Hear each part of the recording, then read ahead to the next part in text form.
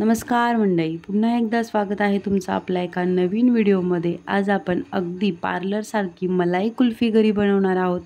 Ice cream पार्लरमध्ये जी मलाई कुल्फी मिळते त्या कुल्फीच्या चवीलाही मागे टाकेल एवढी चवीला जबरदस्त झाली होती मलाई कुल्फी।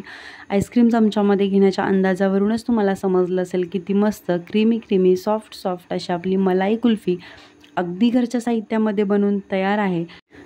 तुम्ही पण अशी आईस्क्रीम एकदा नक्की घरी बनवून बघा। त्यासाठी स्किप न करता व्हिडिओ शेवटपर्यंत नक्की बघा। दुकानातून किंवा पार्लरमधून जर का मलाई कुल्फी आणली तर 20 रुपयाला किंवा 30 रुपयाला एक पातळशी कांडी मिळते।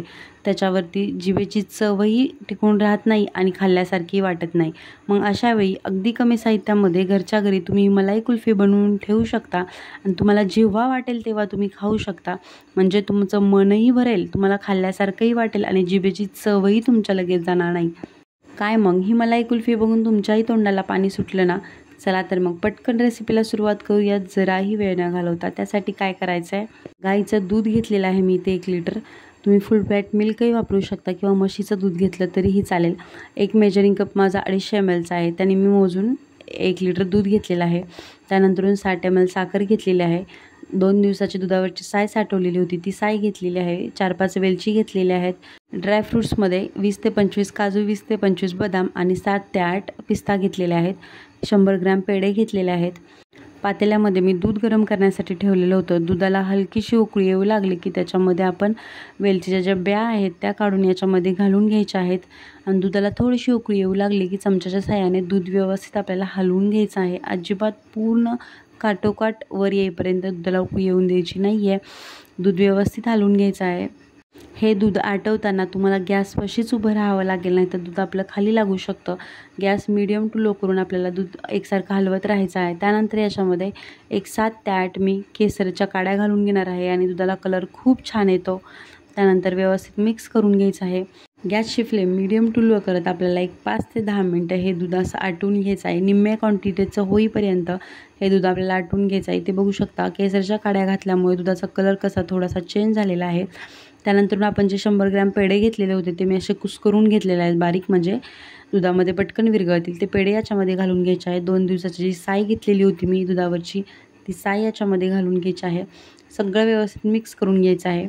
पेढे जे आपण कुस्करून घेतलेले होते ते विरघळायला थोडासा वेळ लागेल, त्याच्यामुळे काय करायचं, गॅसची फ्लेम एकदम लो करायची आणि एक 5 मिनटं आपल्याला एकसारखं हलवत पेढे जे विरघळेपर्यंत आपल्याला आटवून घ्यायचं आहे। इथे बघू शकता आपले सगळे पेढे विरघळलेले आहेत। कलरही पेढ्यामुळं किती छान आलेला आहे, किती मस्त कलर आलेला आहे। इथे मी गाईचं दूध वापरलेलं आहे, त्याच्यामुळे मी याच्यामध्ये थोडेसे 2 चमचे कॉर्नफ्लॉवर ॲड करणार आहे।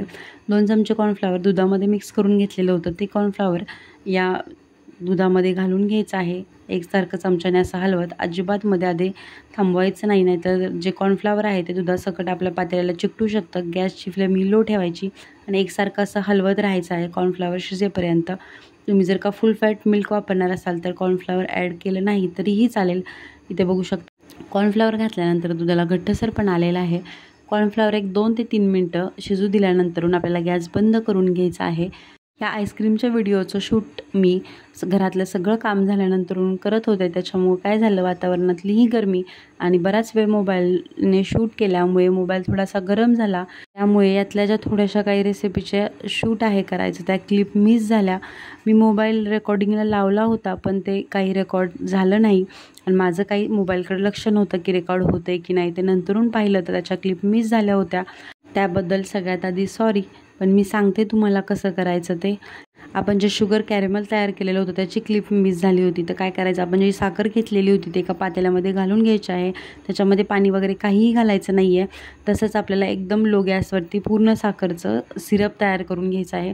पूर्ण साखर वितळल्यानंतर किंवा पागळल्यानंतर जे सिरप तयार होईल त्याच्यामध्ये आपल्याला 2 चमचे दूध घालून घ्यायचं आहे, गरम घालायचं आणि ते पूर्ण जे कॅरेमल आहे ते दुधामध्ये विरघळेपर्यंत आपल्याला हलवून घ्यायचं आहे। झालं आपलं शुगर कॅरेमल तयार।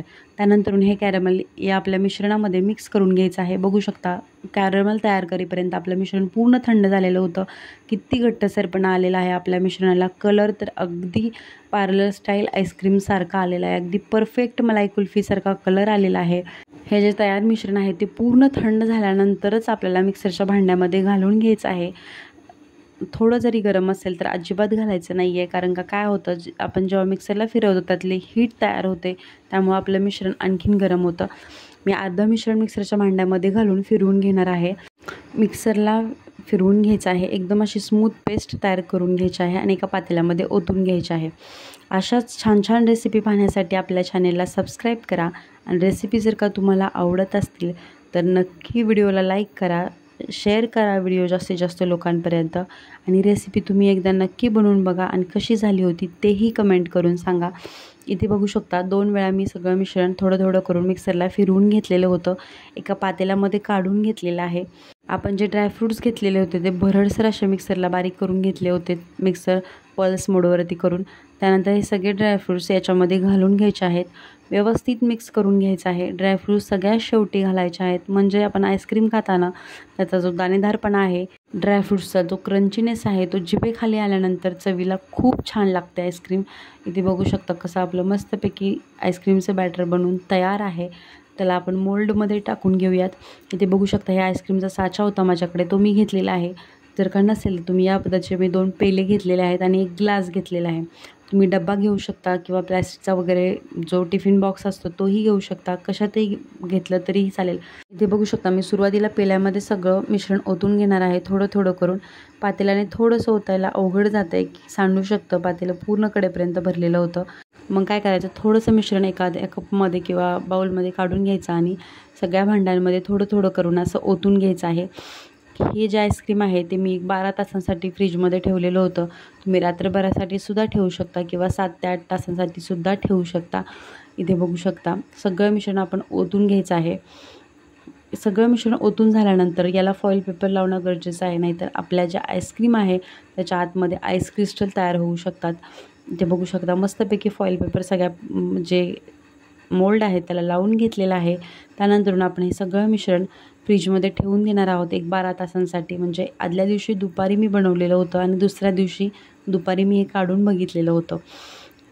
ते बघू शकता मस्तपैकी आपलं सगळं आईस्क्रीम बनून तयार आहे. चवीला खूप खूप छान लागतं, एकदा नक्की ट्राय करा.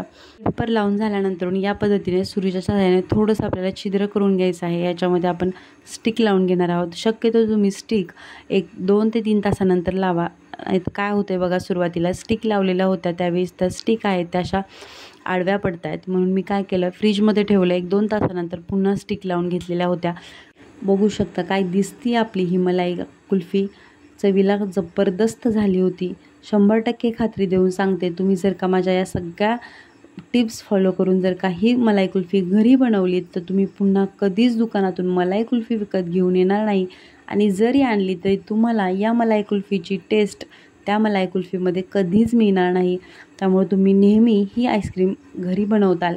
या पद्धतीने जर का तुम्ही ही मलाई कुल्फी घरी बनवली तर याच्यामध्ये एकसुद्धा आईस क्रिस्टल तयार होणार नाही किंवा दाताला कळ वगैरे येणार नाही, ठणक लागणार नाही. आरामशीर तुम्ही आईस्क्रीम खाऊ शकता. आजी आजोबासुद्धा आवडीने आईस्क्रीम खातील. चला तर मग तुम्ही ही रेसिपी एकदा नक्की ट्राय करा आणि जाता जाता तेवढं आपल्या चॅनलला सबस्क्राईब करा.